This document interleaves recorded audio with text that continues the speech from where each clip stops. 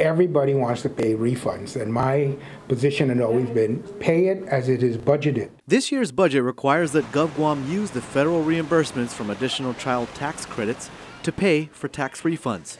Legislative Budget Chairman Senator Ben Pangilinan wants to ensure that this money is used to pay out tax refunds. What's disturbing to me is that money was received by the government, I think, January 30.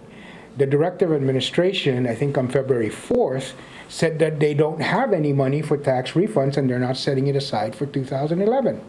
Yet 4 days before that interview, we know that the government of Guam received this $24 million. In fact, the governor's Director of Communications, Troy Torres, acknowledges that they have received this money. The $22 million in additional child tax credit reimbursements are being stored away to pay for refunds for fiscal year or for tax year 2012.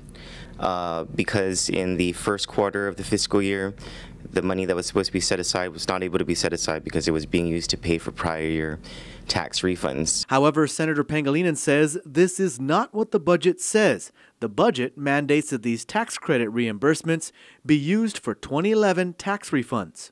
We know that the government of Guam received this $24 million. So I'm just putting this out there that we know they have the money. The law says that money is to be used for refunds, and we want them, both the administration, Department of Administration, and the governor, to make sure that they keep what they say and they promise to the people of Guam is that we will pay your refunds when we have the money, and we know we have $24 million.